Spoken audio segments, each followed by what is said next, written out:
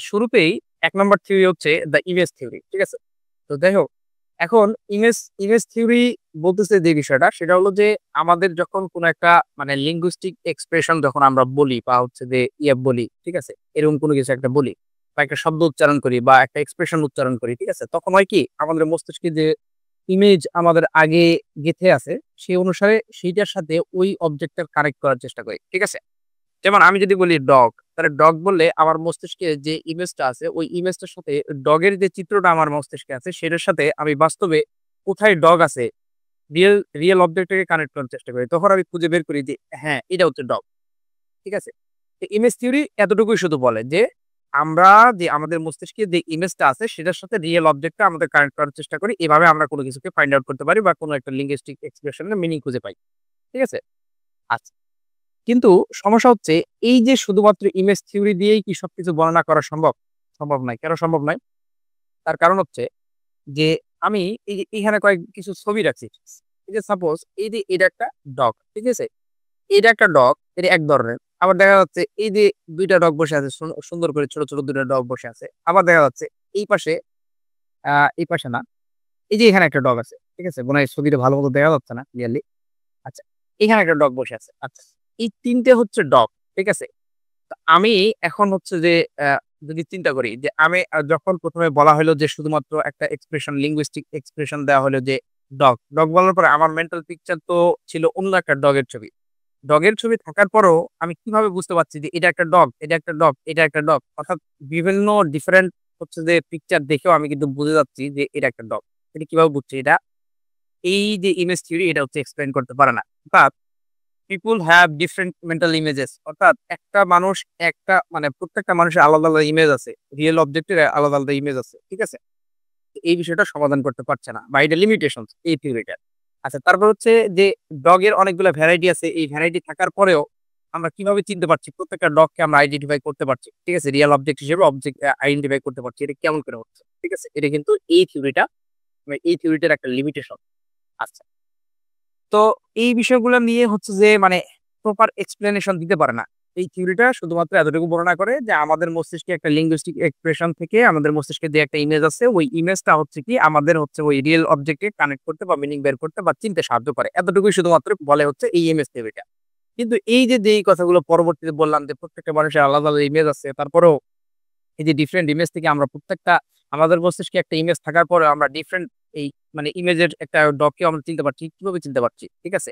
আমার মস্তিষ্কে একটা ইমেজ আছে কিন্তু অন্য ইমেজ গুলোকেও আমি চিনতে পারছি। একটা মনে করো যে অসীম পরিমাণ একটা চিত্র থেকে অসীম পরিমাণ আমি এই সবকিছু চিনতে পারছি। এটা কিভাবে সম্ভব হচ্ছে? এগুলো কিন্তু করতে পারে না হচ্ছে যে বর্ণনা করতে পারে না এই ইমেজ থিওরিটা।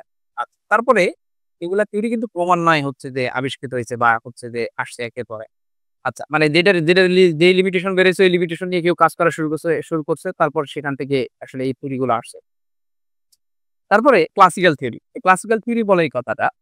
যেটা হচ্ছে নেসেসারি এবং সাফিসিয়েন্ট কিছু কন্ডিশন থাকলে আমরা ওটাকে ওই লিঙ্গুইস্টিক এক্সপ্রেশন এর সাথে আমরা হচ্ছে একটা রিয়াল অবজেক্টে কানেক্ট করতে পারি। ঠিক আছে? যেমন আমি যদি বলি হচ্ছে যে মানে ইমেজ থিওরি বলতে যে শুধুমাত্র ছবি থাকে একটা মস্তিষ্কে, ওই ছবি দেখে আমরা বুঝতে পারি। ঠিক আছে? কিন্তু ওটার কিন্তু লিমিটেশনস আছে। যেগুলো কিন্তু আমি বললাম। কিন্তু এই যে ক্লাসিক্যাল থিওরি বলতেছে যে কিছু নেসেসারি এবং সাফিসিয়েন্ট কন্ডিশন ফুলফিল করলেই তখন আমরা বুঝে যাই যে এটা এই জিনিস। ঠিক আছে? যেমন আমি যদি বলি ডগ বলার পরে আগেরটা বলল ইমেজ আছে। এখানে বলতেছে হচ্ছে এটা একটা অ্যানিমাল। এখানে হচ্ছে বৈশিষ্ট্যগুলা কিছু সাফিসিয়েন্ট কিছু কন্ডিশন থাকা লাগে। ঠিক আছে? সেই অনুসারে হচ্ছে যে মানে আরকি আমরা আইডেন্টিফাই করতে পারি। যেমন আমি যদি বলি হচ্ছে যে ডগ হচ্ছে একটা অ্যানিমাল। এর হচ্ছে ৫ টা পা আছে। ঠিক আছে? সরি ৪ টা পা আছে। ঠিক আছে? তো এরকম আমরা ২ টা হচ্ছে কন্ডিশন যখন ফুলফিল করল তখন আমরা বুঝলাম যে আচ্ছা এটা হচ্ছে ডগ। ঠিক আছে? এখন সমস্যাটা হচ্ছে যে এই যে যেই ডগ এখন আমি মনে করছি কোনো একদম খুবই মানে কি বলবো ঠান্ডা মানের কিছু কুকুর আছে যেগুলা হচ্ছে বাসায় অনেকে পোষে বা মধ্যে পালন করে। ঠিক আছে? যেগুলা হচ্ছে কখনো মানে কি করে না, বার্ক করে না। ঠিক আছে? এখন আমি মনে করতেছি যে এই যে অ্যানিমেল এবং ৪ টা পা এর বাইরেও আরেকটা থাকা উচিত সেটা হচ্ছে যে সে বাদ করে। ঠিক আছে? এইটা হচ্ছে আমার পেশা। ঠিক আছে? আমি এভাবে চিন্তা করছি। আরেকজন চিন্তা করছে না। সব কুকুর তো এরকম কাজ করে না। ঠিক আছে? সে শুধু অ্যানিমেল এবং তার লেগ। আচ্ছা এই জায়গাতে এই সমস্যাটা চলে আসে যে আমরা এগ্রিমেন্ট এ একটা প্রপার কনক্লুশন এ পৌঁছাতে পারছি না। ঠিক আছে? যে এখানে হচ্ছে ডিসএগ্রিমেন্ট অফ অন কন্ডিশনস, মানে এই যে সাফিসিয়েন্ট এবং নেসেসারি কন্ডিশন আমরা ক্রিয়েট করব, এখানে আমাদের হচ্ছে ডিসএগ্রিমেন্ট হচ্ছে। এটা একটা সমস্যা না? আবার দেখা যাচ্ছে ভেরিয়েশন ইন আন্ডারস্ট্যান্ডিং। আন্ডারস্ট্যান্ডিং কিভাবে ভেরিয়েশন হচ্ছে? আমি একটা অর্ডিনারি পারসন। আমি চিন্তা করছি যে এটা একটা অ্যানিমেল, এটা হচ্ছে ৪ টা পা আছে। কিন্তু যে একজন বায়োলজিস্ট সে চিন্তা কি করছে কি? যে একটা কুকুর দেখতে আলাদা হলেও তার মানে ওই যে ডিএনএ সিকোয়েন্স বা ডিএনএ স্ট্রাকচার সেম। আবার আরেকটা কুকুর ওর থেকে সম্পূর্ণ আলাদা। কিন্তু ওটারও হচ্ছে ডিএনএ সিকোয়েন্স মানে ডিএনএ স্ট্রাকচার সেম। তা দেখে সে একটা সিদ্ধান্ত উপনীত হইল যে এইটা হচ্ছে যে একটা ডগ। ঠিক আছে? অর্থাৎ এই যে আমাদের যে ভেরিয়েশন অফ আন্ডারস্ট্যান্ডিং আছে, এই যে আন্ডারস্ট্যান্ডিং থাকার মাধ্যমে আমরা কিন্তু বোঝার চেষ্টা করছি। ঠিক আছে? আচ্ছা, এটা হচ্ছে এই যে আমরা এভাবে যে বোঝার চেষ্টা করছি, এগুলা হচ্ছে যে এগুলা বর্ণনা করতে পারে না এই থিওরি। ঠিক আছে? এগুলো হচ্ছে এটার লিমিটেশনস। আচ্ছা, তাছাড়াও আরেকটা বিষয় হচ্ছে যে ফাজিনেস। ফাজিনেস বিষয়টা হলো যে দেখা যাচ্ছে, সাপোজ আমি যদি একটু মানে উদাহরণ দিয়ে বলি যে ব্রয়লার মুরগি, ঠিক আছে? ব্রয়লার মুরগি কিন্তু উড়তে পারে না। ঠিক আছে? তারপরেও কিন্তু ওটা বার্ড এর অংশ, মানে অন্তর্গত। বার্ড ক্যাটেগরির অন্তর্গত। ঠিক আছে? আবার দেখা যাচ্ছে পেঙ্গুইন, ওর কিন্তু পাখা আছে। কিন্তু সাঁতার কাটতে পারে। ও কিন্তু উঠতে পারে না। কিছু মেম্বার, কিছু ক্যাটেগরির কিছু মেম্বারকে আমরা হচ্ছে যে ওই ক্যাটেগরির অন্তর্গত মনে করতেছি। চিকেন এবং হচ্ছে মানে মুরগি এবং হচ্ছে পেঙ্গুইনকে পাখি মনে করছি। কিন্তু ওটা তো নেসেসারি কন্ডিশন ফিল আপ করছে না। কারণ পাখির কথা বললে আমাদের মাথায় কি চলে আসবে? যে পাখি হচ্ছে যে উঠতে পারে। এই কথাটা ১ম আসবে। কিন্তু এরা তো উঠতে পারে না। তারপরেও তো এরা পাখি। ঠিক আছে? তো এই যে ফাজিনেস সমস্যাটা তৈরি হচ্ছে, এইটা হচ্ছে ফুলফিল মানে সমাধান করতে পারে না এই ক্লাসিক্যাল থিওরিটা। তারপরে চলে আসি হচ্ছে যে কজাল থিওরি। ঠিক আছে? কজাল থিওরি বলছে যে এই কথাটা যে দেখা যাচ্ছে যে ইনিশিয়াল নেমিং ইভেন্ট। ঠিক আছে? তার মানে হচ্ছে সাপোজ হচ্ছে যে যখন গোল্ড আবিষ্কৃত হইছে, ১ম সায়েন্টিফিক ডিসকভারি আকারে হচ্ছে গোল্ড আবিষ্কৃত হইছে বা টিন আবিষ্কৃত হইছে। ঠিক আছে? তখন ওটার একটা নামকরণ করা হয়েছে। ওই যে নামকরণ করা হয়েছে ওটাই এখন রেফারেন্স হিসেবে কাজ করে। অর্থাৎ আমাদের গোল্ড মাথায় বললেই ওই গোল্ড নেমটাই আমাদের রেফারেন্স আকারে কাজ করে এবং ওটা দেখে আমরা বুঝতে পারি, ওই অনুসারে আমরা ধারণা করি যে এটা হচ্ছে গোল্ড। ঠিক আছে? বা এটা আমরা বুঝতে পারি। ওই লিঙ্গুইস্টিক এক্সপ্রেশন দেখে আমরা ওটাকে কানেক্ট করার চেষ্টা করি। আরেকটা মিনিং বের করার চেষ্টা করি বা রিয়াল অবজেক্ট খুঁজে বের করার চেষ্টা করি। অর্থাৎ ইনিশিয়াল নেমিংটাই এখানে রেফারেন্স হিসেবে কাজ করে। এই কথাটা বলতে হচ্ছে কজাল থিওরি। ঠিক আছে? এখন এই কজাল থিওরির সমস্যাটা হচ্ছে যে সাপোজ এই অ্যাসিমেট্রি জনিত সমস্যা। ঠিক আছে? অ্যাসিমেট্রি এবং ফাজিনেস দুটোর সমস্যার সমাধান কিন্তু করতে পারে না এই কজাল থিওরি। অ্যাসিমেট্রি জিনিসটা কি? ফাজিনেস কিন্তু বলার চেষ্টা করছি। ফাজিনেস হচ্ছে যে কিছু সাফিসিয়েন্ট এবং নেসেসারি বৈশিষ্ট্য ফুলফিল না করার পরও ওই ক্যাটেগরির মধ্যে ওই মানে প্রাণীটা পড়ছে বা ওই বিষয়টা পড়ছে। ঠিক আছে? যেমন হচ্ছে আমি বললাম হচ্ছে যে ওই পেঙ্গুইন পাখি সে হচ্ছে বার্ড ক্যাটেগরির মধ্যে পড়ে কিন্তু সে উঠতে পারে না। তার তো নেসেসারি কন্ডিশন থাকার ১ম শুরুতেই মানে বার্ড বললে শুরুতে আসার কথা কি ছিল? আসার কথা ছিল যে সে উঠতে পারবে। কিন্তু সে তো উঠতে পারে না। তারপরেও তো ওই বার্ড ক্যাটেগরির মধ্যে পড়ছে। এটা একটা ফাজিনেস না? ফাজিনেস না? একটা হচ্ছে যে কেমন ধোঁয়াশাচ্ছন্ন একটা অ্যাম্বিগুইটি সিচুয়েশন ক্রিয়েট হচ্ছে। আচ্ছা।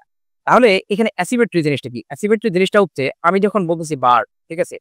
তখন তুমি সাপোজ মনে করলা যে বার্ড বললে আমি মনে করছি ক্রো হচ্ছে সবচেয়ে আইডিয়াল প্রকৃতির বার্ড। অথবা আমি মনে করতেছি ডাক। তখন আমি ৩ টা সেটআপ করলাম যে ৩ টা মানে বার্ডের সেটআপ করলাম যে আমি আইডিয়াল মনে করছি ১ম এ ডাব, তারপরে হচ্ছে যে ক্রো, তারপরে হচ্ছে প্যারট। তুমি মনে করলা যে না, আমি আগে ক্রো দিব, তারপরে ডাব দিব, তারপর প্যারট দিব। ঠিক আছে? অথবা কেউ মনে করতে পারে যে প্যারট আগে দিব, ক্রো পরে দিব। অর্থাৎ একাধিক কম্বিনেশন এখানে হতে পারে।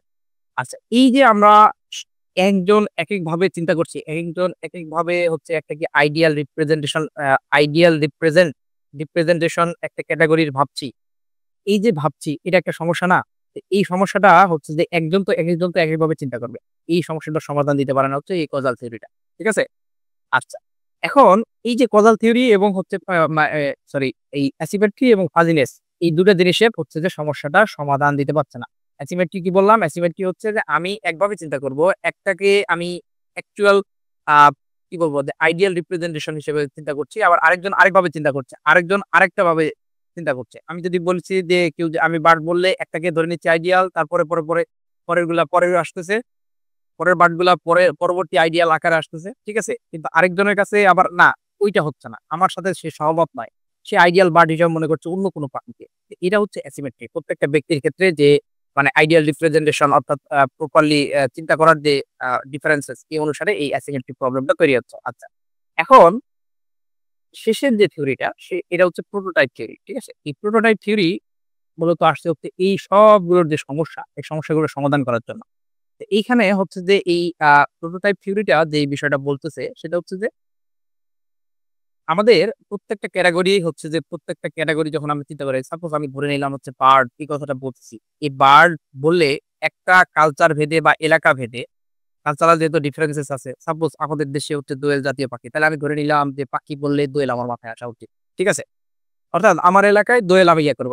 এখন আমি যেহেতু একটু এলাকার মানুষ, গ্রাম্য এলাকার মানুষ। তো আমি ওখানে দেখছি যে ঘুঘু পাখি সবচেয়ে বেশি দেখা যায় সেই এলাকায়। এখন যেহেতু আমার ওখানে ওরকম, আবার হচ্ছে শহরে দেখা যায় কাক বেশি। তাহলে কাক এখানের কালচারাল ডিফারেন্সেস মানে সিচুয়েশন একরকম, ওখানে সিচুয়েশন একরকম।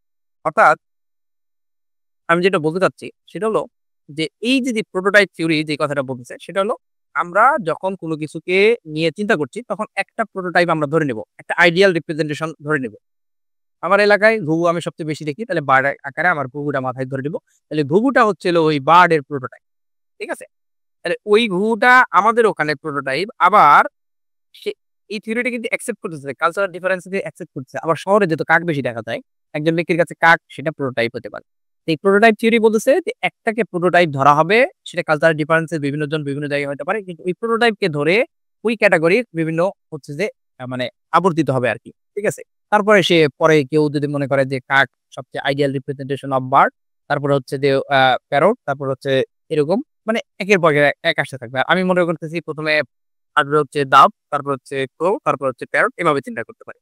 অর্থাৎ এই প্রোটোটাইপ থিওরিটা একটা প্রোটোটাইপ সেট করে যেটা হচ্ছে অ্যাকচুয়াল বা best representation of this category, এভাবে হচ্ছে সেট আপ করে দেয়। ঠিক আছে? আচ্ছা।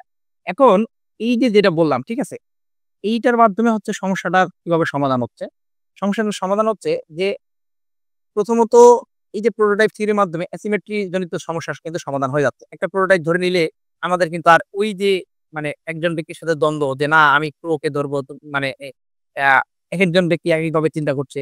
এটা কিন্তু সমস্যার সমাধান হয়ে যাচ্ছে। ওই এলাকায় তখন একজন ব্যক্তি যে মানে সবাই অলমোস্ট একটা প্রোটোটাইপ ধরে সবকিছু চিন্তা করছে। মানে হচ্ছে বার্ড বললে আমার এলাকায় যেহেতু এলাকা মানে গ্রাম্য এলাকা, ঠিক আছে?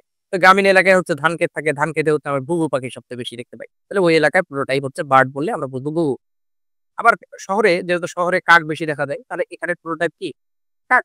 তাহলে কাক হচ্ছে হলো ideal representation of the bird. ঠিক আছে? Bird category. ঠিক আছে?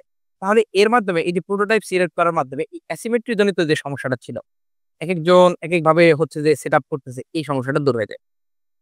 একইভাবে হচ্ছে যে এটা কিন্তু এখানে কিন্তু সূক্ষ্মাতি সূক্ষ্ম পার্থক্য আছে। সেটা হচ্ছে কালচার ভেদে একেকজন ব্যক্তির এলাকা ভেদে একেক যে কালচার ভেদে একেকটা হইতে পারে, এটা ঠিক আছে। কিন্তু প্রত্যেকটা ব্যক্তির যে একই এলাকায় বসবাসকারী প্রত্যেকটা ব্যক্তির যে ঝামেলাটা হচ্ছিল, ওই ঝামেলাটা দূর হয়ে যায়। ঠিক আছে? এই অ্যাসিমেট্রি সমস্যাটার সমাধান হয়ে যায়। আচ্ছা, একই সাথে এই যে ফাজিনেস যে ব্যাপারটা, ফাজিনেস ব্যাপারটা হচ্ছে যে এটা এই যে প্রোটোটাইপ থিওরি এটা হচ্ছে স্বীকার করে। ঠিক আছে? যে এটা হচ্ছে অ্যালাও করে member two belong to multiple categories. মানে কি? আরেকটু ক্লিয়ার করে বলি। সেটা হচ্ছে সাপোজ আমি ধরে নিলাম পেঙ্গুইন।